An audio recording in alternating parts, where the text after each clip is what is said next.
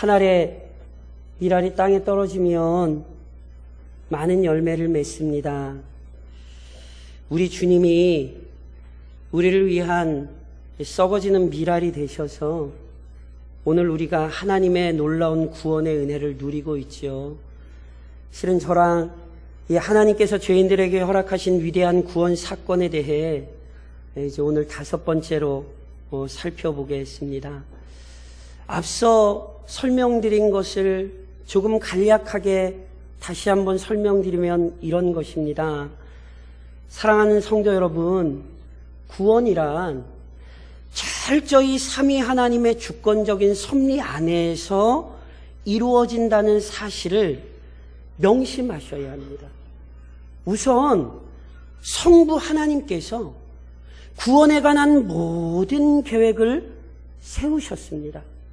그 성부 하나님께서 사탄의 도구가 되어 아담을 미혹했던 뱀을 저주하시면서 위대한 구원의 섭리를 명확히 알려주셨고요. 그 일을 이루시겠다고 하나님이 친히 약속하셨습니다. 그게 무엇입니까? 여자의 후손, 즉 완전한 한 사람을 보내셔서요, 죄와 사탄의 권세를 멸하시는 거예요. 이것을 하나님이 계획하셨고 하나님이 약속하셨어요. 그래서 그대로 되는 거예요.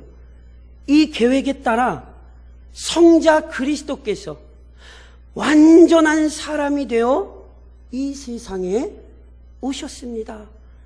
그리고 그분이 아버지 하나님의 뜻에 따라 철저히 순종하심으로써 택하신 자녀들이 구원을 얻을 수 있는 영원한 근거를 마련하신 거예요.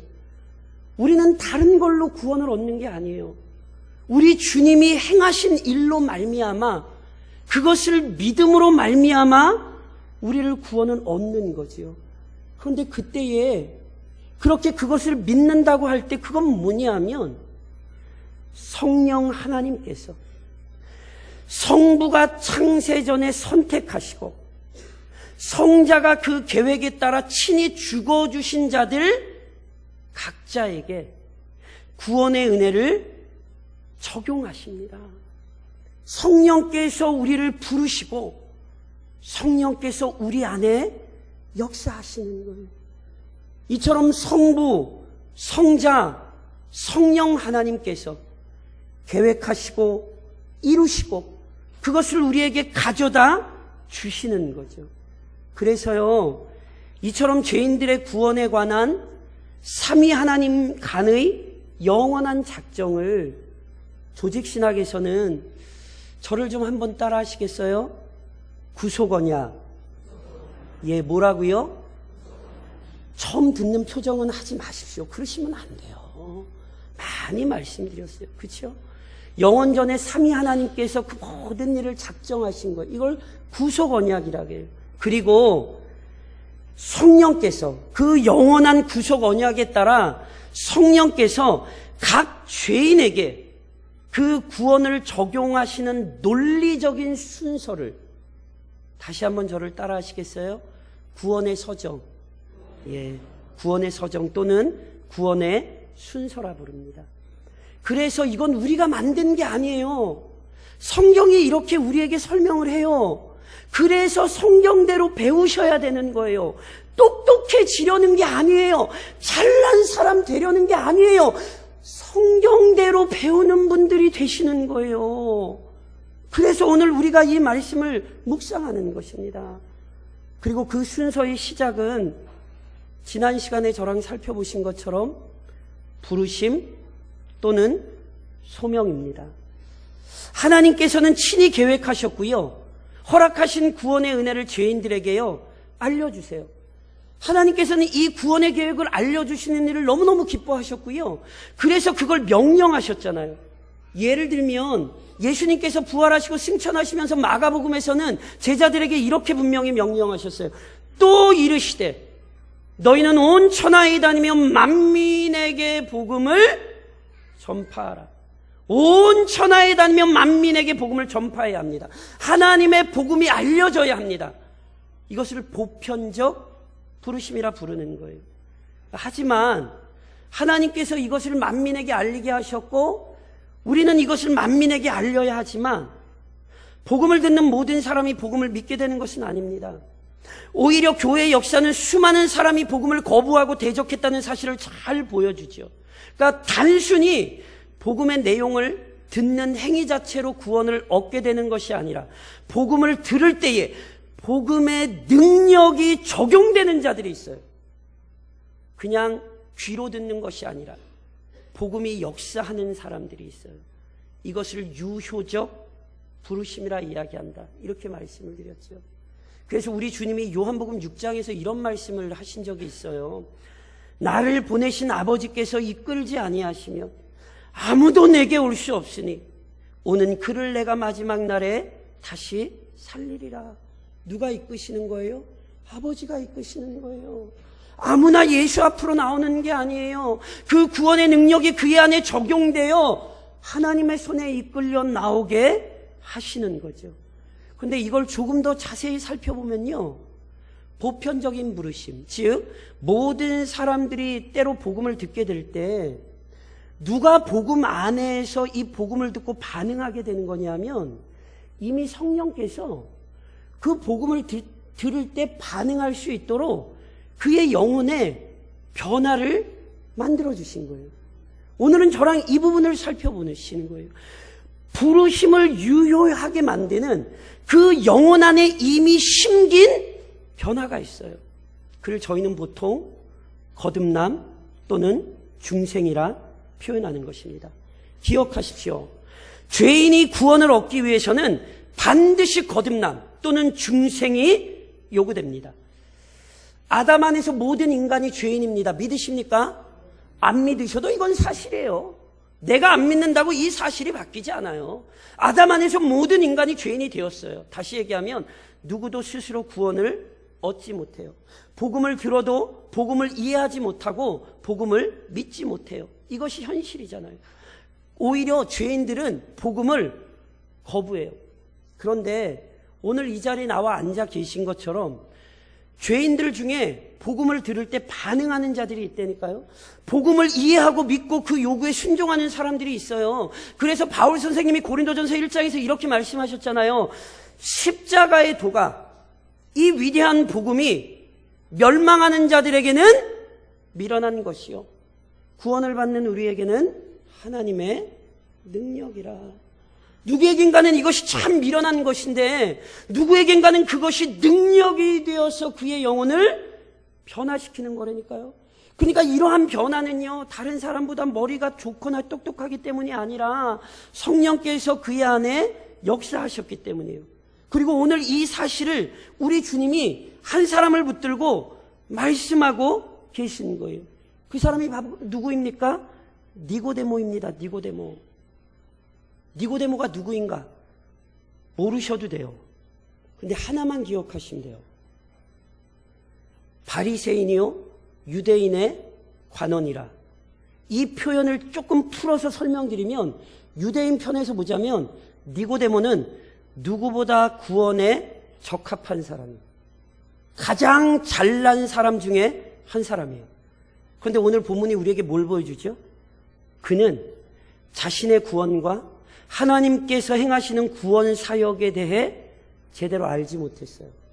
그 사람이 예수님을 왜 찾아온 줄 아세요? 예수님을 찾아와서 분명히 얘기해요.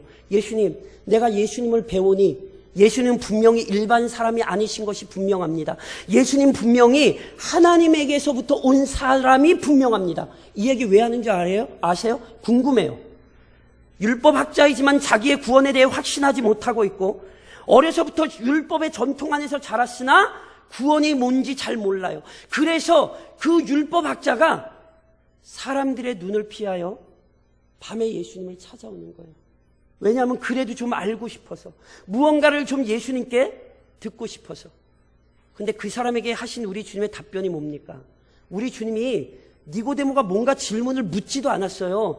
그냥 예수님 대단하신 분인 것 같아요. 질문은 아직 시작도 안 했어요. 근데 우리 주님이 질문 안 받으시고 이렇게 대답하세요.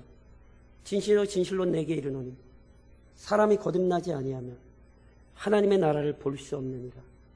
무슨 얘기인지 아세요? 너 땡이라는 거예요. 너 구원이 뭔지도 모르고, 너 성경이 가르치는 구원의 질서가 뭔지 너 아직 잘 모르는구나. 너희가 스스로 노력하여 구원을 얻을 수 있다고 생각을 하고 있는데, 얘들아, 빨리 그 착각을 벗어나야 된다. 우리 주님 이렇게 말씀하시는 거예요.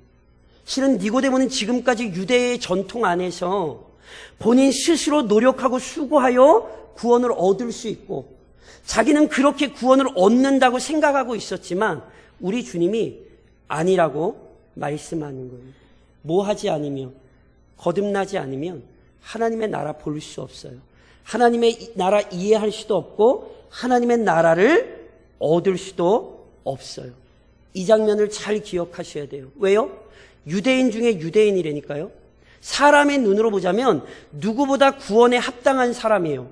그런데 그 사람이 구원을 모르고 우리 주님은 그 사람을 탈락이라고 이미 말씀하시는 거잖아요.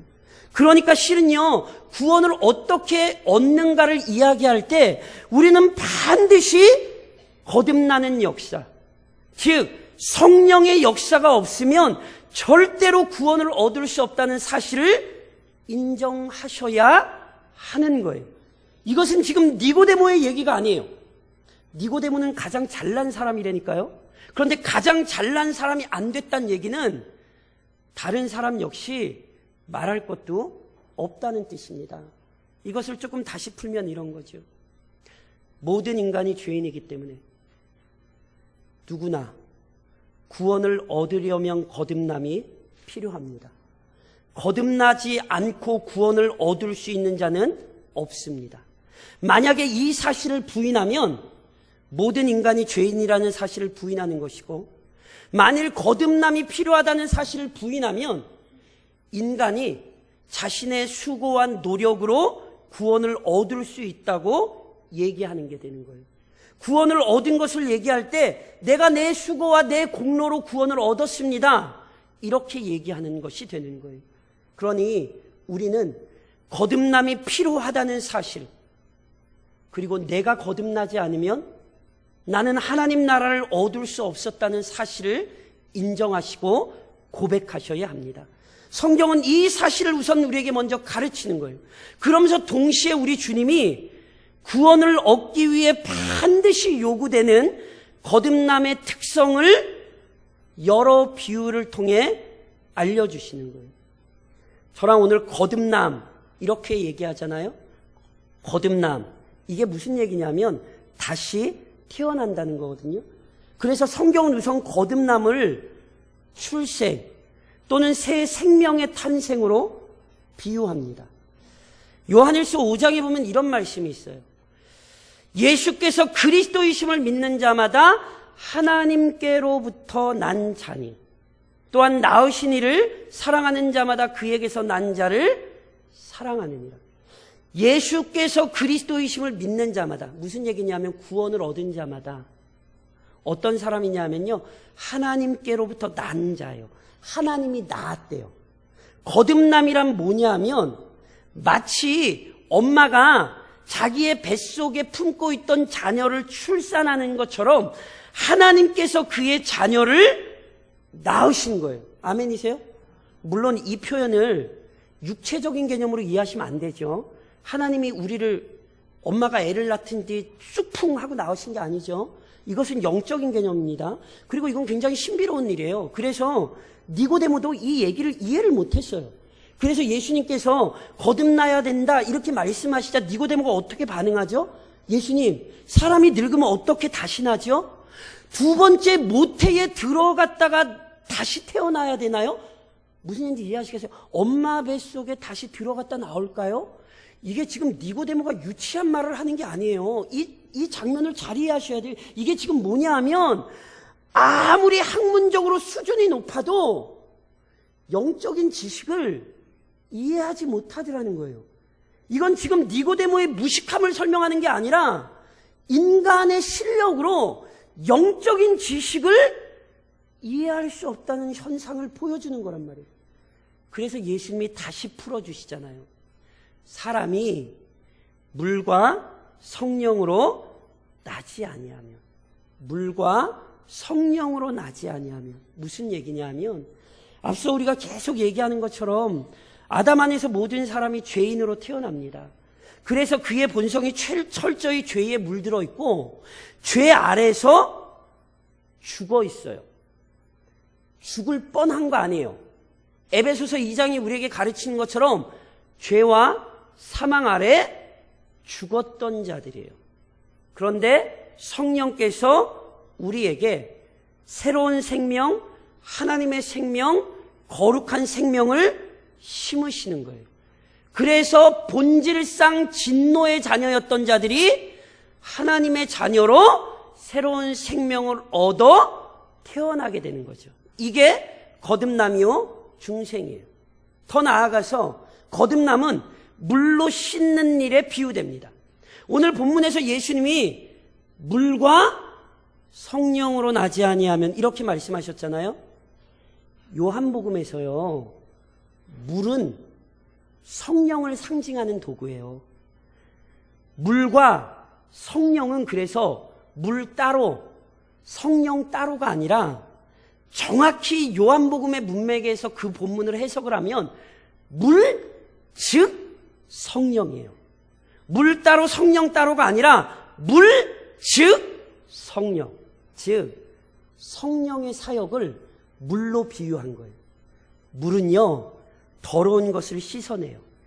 마찬가지로 성령께서 죄에 물든 우리의 마음을 씻어내시는 거예요. 그래서 바울 선생님이 디도서에서 이런 말씀을 하세요.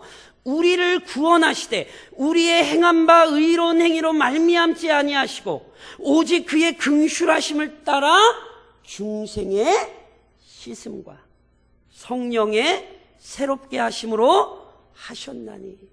성령께서 더러움에 깊이 물들어 있던 우리의 마음에서 그 모든 더러운 죄악을 맑게 씻겨내시는 사건이에요.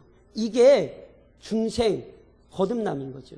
또 하나 성경에서 중생을 설명하는 아주 중요한 표현 가운데 하나는요, 거듭남이란 새로운 마음을 부여받는 사건이에요. 에스겔 36장에 보면 에스겔 선지자가 이런 얘기를 하죠.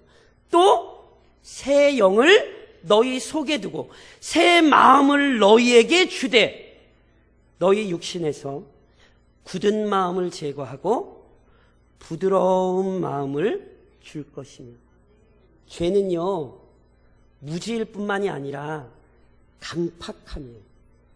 하나님의 말씀을 들으려 하지 않을 뿐 아니라 들어도 그 말씀을 대적해요.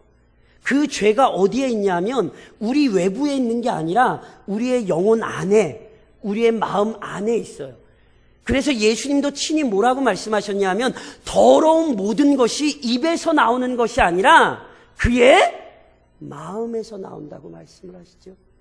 그러니 거듭남 중생이란 뭐냐 하면 성령께서 우리 마음 안에 없던 새로운 마음, 부드러운 마음을 가져다 주시는 거예요. 그래서 그 부드러운 마음이 있기 때문에 하나님의 말씀을 받아들일 수도 있는 것이고 그 하나님의 말씀을 사랑할 수도 있는 것이고 거룩한 거짓이 아닌 진리에 따라 그 진리의 말씀에 순종하며 거룩한 열매들도 맺게 되는 것이죠. 그것이 가능한 건 원래 우리 안에 없던 새로운 마음, 새로운 본성이 우리에게 생겨났기 때문입니다. 그렇다면 이와 같은 거듭남의 변화, 거듭남의 역사가 어떻게 우리 죄인들 안에 일어납니까? 우선 거듭남은 성령 하나님의 단독적이며 주권적인 사역입니다. 무슨 말씀이냐면 죄인들이 어떤 책임을 감당했거나 죄인들이 노력하여 어떤 수준에 이르렀기 때문에 그랬기 때문에 성령께서 죄인 안에 변화를 일으키시는 것이 아니에요. 오직 하나님과 그의 아들 예수 그리스도의 보내심을 받은 성령께서 죄인들의 자격과 상관없이 죄인들 안에 주권적으로 변화를 일으키시는 거예요. 그래서 본문에서 그리스도께서 거듭남의 사건을 바람이 부는 것에 비유하시잖아요. 바람이 임의로 불매 내가 그 소리는 들어도 어디서 와서 어디로 가는지 알지 못하나니 성령으로 난 사람도 다 그러하느니라. 바람이 부는 것을 사람이 계획하고 통제할 수 없듯이 성령께서 일으키시는 거듭남의 변화에 죄인들이 간섭하거나 개입할 수 없습니다. 이것은 성령께서 죄인들 안에 단독적이요 주권적으로 놀라운 변화를 일으키시는 거예요. 동시에 그렇게 단독적이며 주권적으로 역사하시는 성령께서 이루시는 은밀하고도 신비로운 사역입니다. 무슨 말씀이냐면 거듭남은 우리의 영혼에서 일어나는 거예요. 그렇게 성령께서 이루시는 이 순간을 죄인은 의식하지 못해요. 바람의 행적을 알지 못한다는 그리스도의 말씀은 바로 이와 같은 신비를 설명한 것입니다. 그래서 보세요. 이 논리를 배배 꽈서 교회를 무너뜨린 대표적인 이단이 있어요. 들어보셨어요? 당신 몇 날, 며칠, 몇 시, 몇 분에 거듭났어. 누구의 논리죠? 구원파의 논리죠.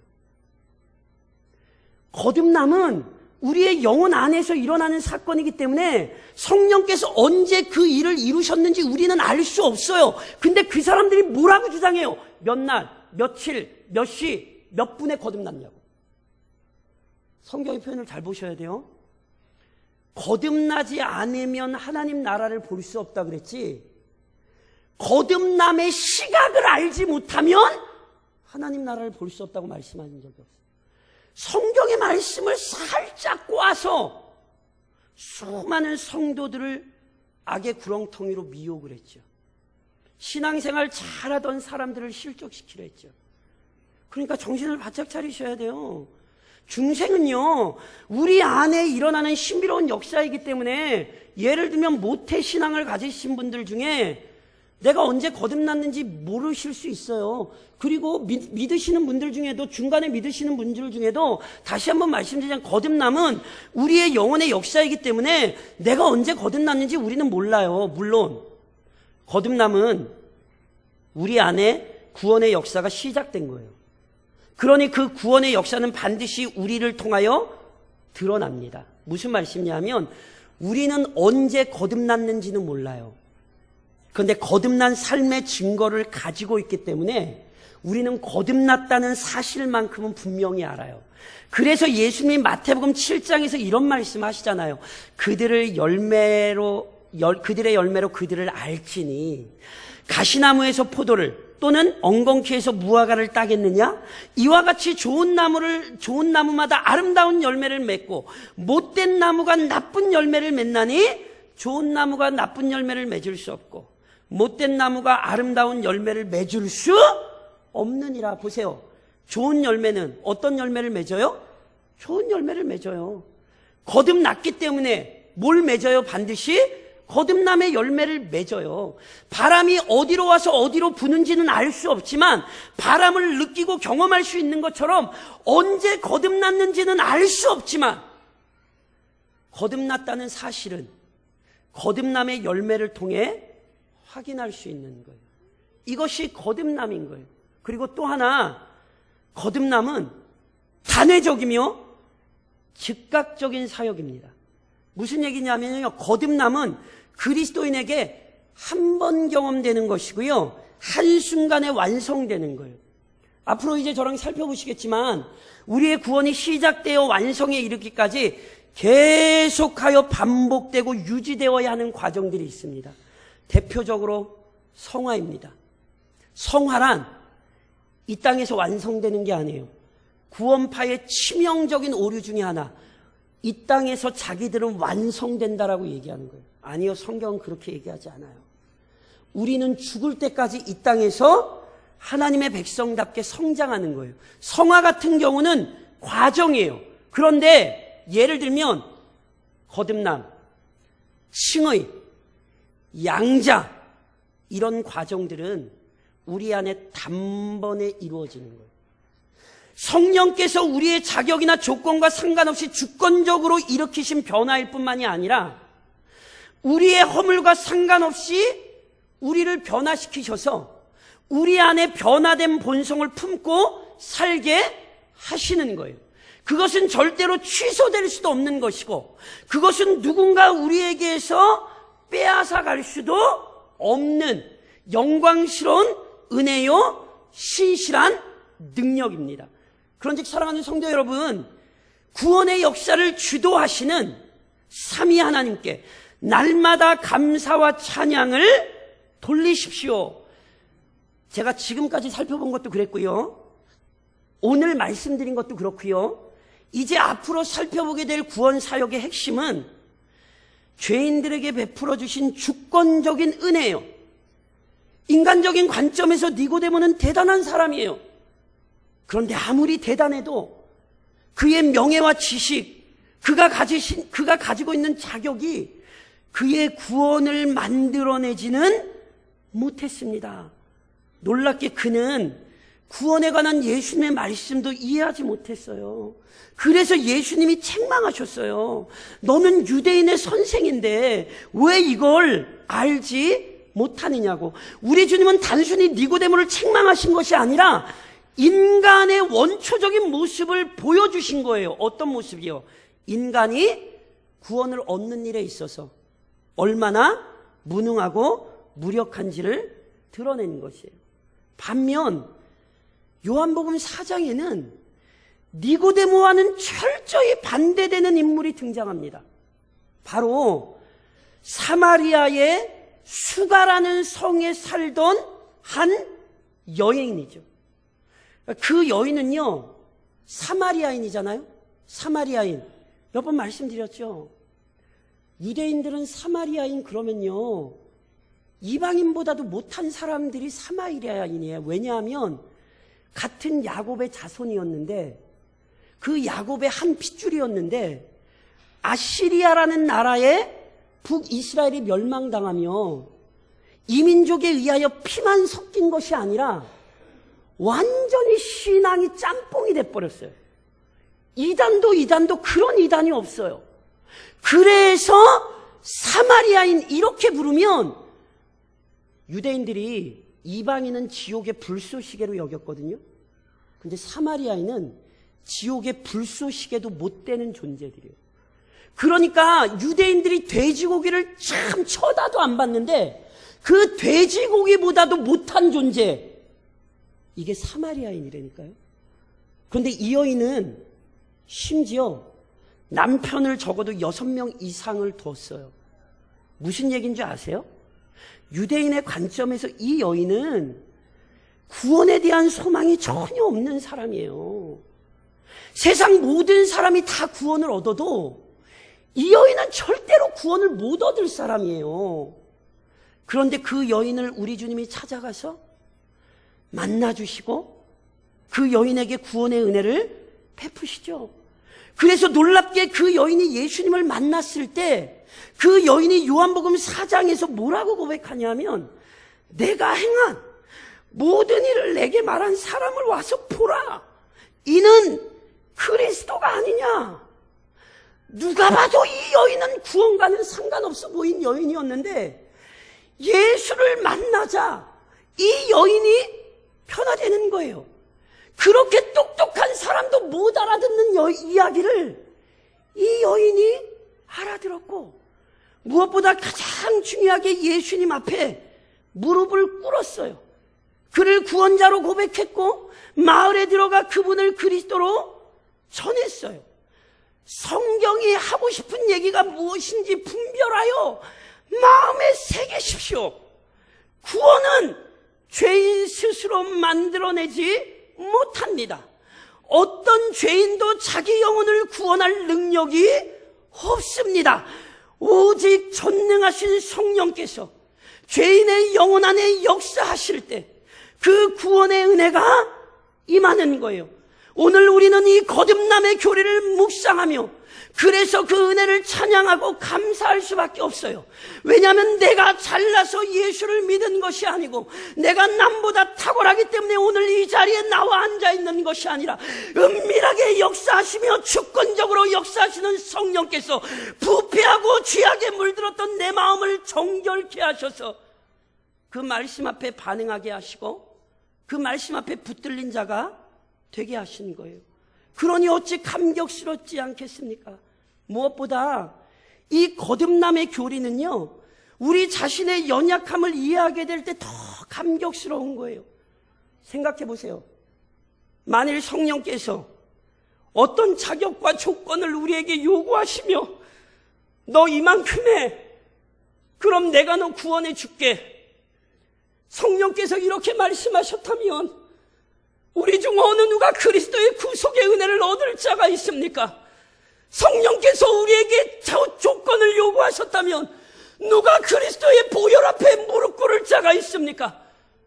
우리는 어느 누구도 우리의 자격과 조건으로 구원 얻은 게 아니에요. 그것만이 아니지요. 성령께서 이렇게 말씀하시는 거예요. 너 내가 구원의 은혜 줬으니까 너 일정한 신앙의 수준 계속 유지해. 너 내가 이 정도 신앙생활 해야 너 내가 계속 구원받게 해줄 거야. 만일 성령께서 이렇게 우리에게 요구하셨다면 지금까지 예수 믿고 사셨겠어요? 누가 허물이 없고 누가 연약함이 없어요? 하나님의 마음을 아프게 하지 않은 자가 어디 있고 예수 그리스도의 보혈의 공로를 욕되게 하지 않은 자가 우리 중에 누가 있어요? 우리는 우리의 실력으로 버티고 있는 것 아니에요. 이 위대한 거듭남의 은혜가 우리에게 확정적으로 임했기 때문에 오늘 우리가 그 은혜 가운데 살고 있음을 감사하셔야 됩니다. 그러므로 사랑하는 성도 여러분, 우리의 연약함에 구하받지 않으시고 우리를 거듭나게 하신 그 은혜를 찬양하십시오. 또 여전히 연약함을 가지고 있지만 끝까지 지키시는 그 능력을 의지하며 송축하십시오. 오늘이라는 시간 동안 진실한 감사와 찬양의 자세를 잃어버리지 말고 겸손히 경배하십시오. 그리고 말씀의 능력과 권세를 확신하고 지혜롭게 행동하십시오.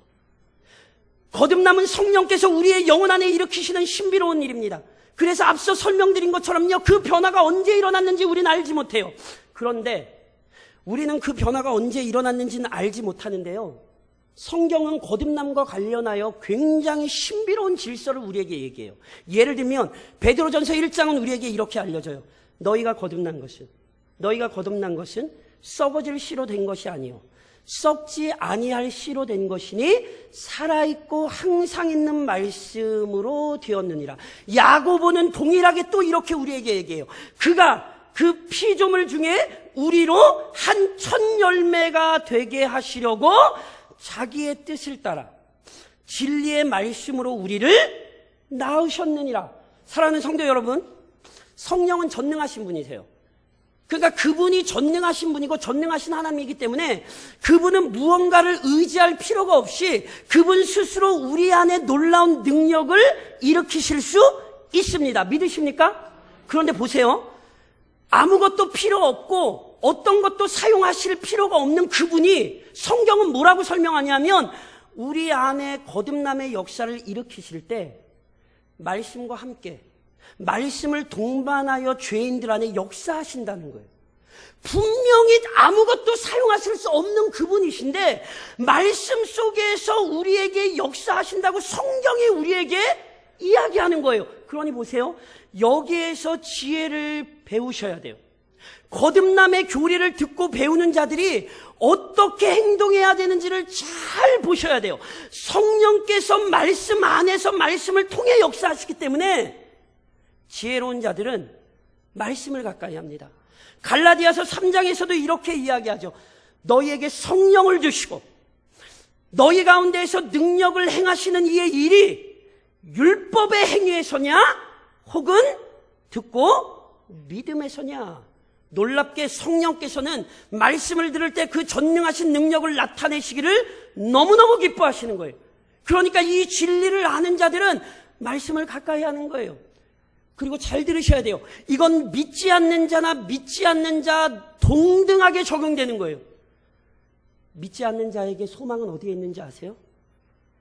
말씀을 듣는 자리에 있는 게 그 사람에게 소망이에요.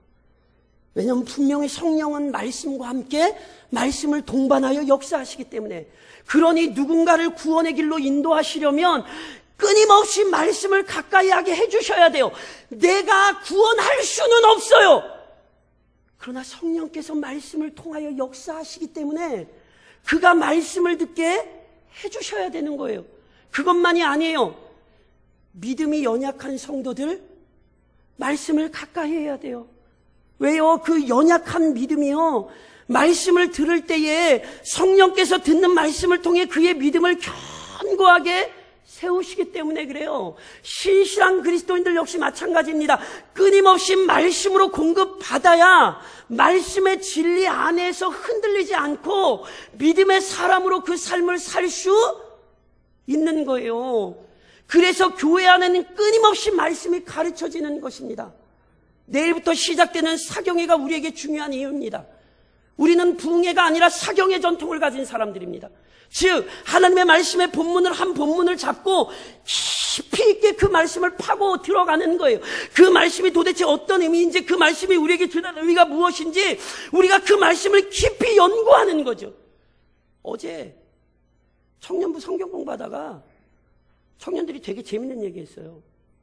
어제 뭐 하다가 본문 이렇게 다루고 하는데 청년들이 뭐라고 얘기하면, 목사님 이거 불과 며칠 전에 읽은 말씀인데 그때 이 얘기인지 몰랐대요. 불과 며칠 전에 이 말씀을 읽었는데 이런 말씀이 이게 이런 말씀인지 몰랐대요. 그 얘기가 남의 얘기이세요? 저 솔직히 목사지만 때로 성경 읽으면서 놀라는 때가 한두 번이 아니거든요. 이런 말씀이 있었네. 우리는 날마다 말씀 안에서 성장해야 합니다. 그래서 바울은 사도행전 20장에서 이렇게 얘기했어요. 지금 내가 여러분을 주와 및 그 은혜의 말씀에 부탁하노니 그 말씀이 여러분을 능히 든든히 세우사 거룩하게 하심을 입은 모든 자 가운데 기업이 있게 하시리라. 담임 목사로서 소망이 있어요. 그 말씀이 여러분을 능히 든든히 세우사.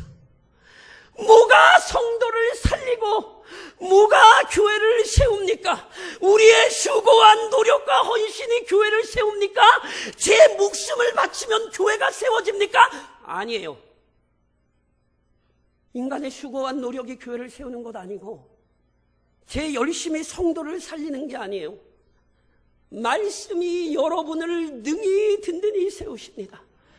그래서 성도를 살릴 방법이 말씀 외에 없어서 그래서 우리는 말씀 앞으로 모이는 거예요. 그 영혼을 일으키고 그 영혼을 회복시키고 그 영혼 가운데 하나님의 전능하신 역사를 일으킬 방법이 오직 말씀 외에는 없으니 그래서 우리가 말씀 앞에 모인다는 사실을 기억하셔야 합니다. 말씀을 전하는 자나 듣는 자나 여기에 소망을 둬야 하는 것입니다. 그리고 결국 거듭남의 증거를 드러내고 나타내는 일에 힘쓰십시오. 거듭남은 우리의 영혼에서 일어나는 변화이기에 그 변화가 일어난 때를 우리는 인식하지는 못합니다. 하지만 거듭난 사람은 이전과는 전혀 다른 변화의 삶을 살게 되기에 자신이 거듭났다는 사실을 자신이 모를 리가 없고 다른 사람들에게 숨길 수도 없습니다. 조금 다시 설명드리면요, 거듭난 자는 거듭남의 증거를 드러내야 돼요. 굉장히 중요해요. 왜 중요한지 아세요? 우선 개인적으로 중요해요. 바울 선생님이요, 디모데에게 디모데전서 1장에서 이런 교훈을 하세요. 이 모든 일에 전심전력하여 너의 성숙함을 모든 사람에게 나타나게 하라. 내가 내 자신과 가르침을 살펴 이 일을 계속하라. 이것을 행함으로 내 자신과 내게 듣는 자를 구원하리라. 바울 선생님이요, 디모데를 훈련시키면서 디모데에게 교훈하면서 디모데야, 너 성숙해야 돼. 너 성장해야 돼. 이렇게 말씀하세요. 왜요? 신앙의 성장이 우선은 누구에게 중요하냐면 디모데에게 중요해요. 디모데가 거듭났을 뿐만 아니라 성장, 즉 거듭남의 증거를 드러내면서 누가 먼저 위로를 얻어요? 디모데가 먼저 위로를 얻는 거예요. 아, 하나님이 날 부르신 게 맞구나. 하나님이 날 세우신 게 맞구나. 아, 나에게 이 사명을 주신 게 맞구나. 거듭남의 열매를 확인하는 게 우선은 그 자신을 든든히 세워서 끝까지 믿음의 사명을 감당하게 하는 거예요. 그래서 개인적으로 믿음의 열매를 드러내셔야 돼요. 나에게 임한 은혜에 대한 자각, 하나님께서 나에게 맡기신 사명을 떠올리기 위해 열매를 드러내세요. 동시에 열매를 드러내는 게 왜 중요한 줄 아세요? 공동체의 유익을 위해 중요해요. 한 성도의 성장은 다른 성도에게 유익이 됩니다. 아시잖아요. 누군가 신앙생활이 변하는 게 보이면 우리는 다 놀래요. 아, 하나님이 정말 살아계시구나. 저 사람 저렇게 변하는 거 보니까 야, 정말 하나님은 역사하시는구나. 우리는 그걸 고백하잖아요. 그래서 데살로니가전서에 바울이 이런 말을 하지요.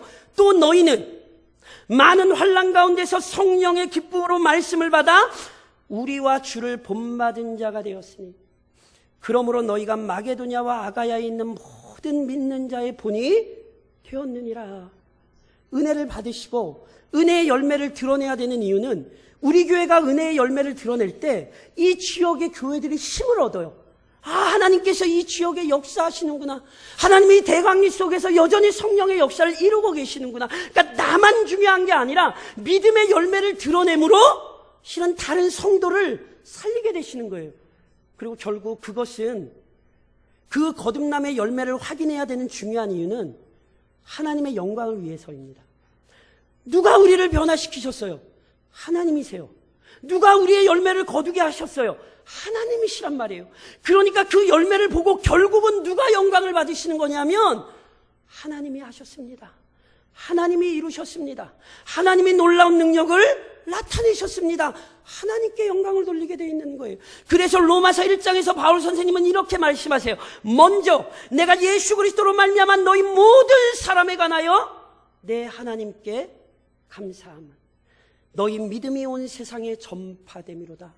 로마 교회의 믿음이 전파됨으로 말미암아 바울이 하나님께 감사하고 있고 모든 성도들이 하나님께 감사하고 있음을 기억하셔야 돼요. 그래서 오늘 우리가 거듭남의 열매, 믿음의 열매를 맺어야 되는 거예요. 사랑하는 성도 여러분, 잊지 마십시오. 우리가 구원을 만들어낼 수는 없습니다. 구원을 만들어내자고 강요할 수도 없습니다. 그러나 실제로 얻은 거듭남의 증거, 우리 주님께서 우리를 변화시키신 은혜의 증거들을 우리는 확인할 수 있습니다. 그러니 그 열매를 드러내십시오. 그를 통해 개인의 신앙을 견고히 하고 교회의 믿음을 새롭게 하며 이 지역에 하나님의 영광이 나타나도록 힘쓰십시오. 무엇보다 이 감격을 잊지 마시고 이 감격 속에서 날마다 하나님의 은혜를 찬양하며 사는 믿음의 삶을 사시기를 우리를 거듭나게 하신 주님의 이름으로 권면드립니다.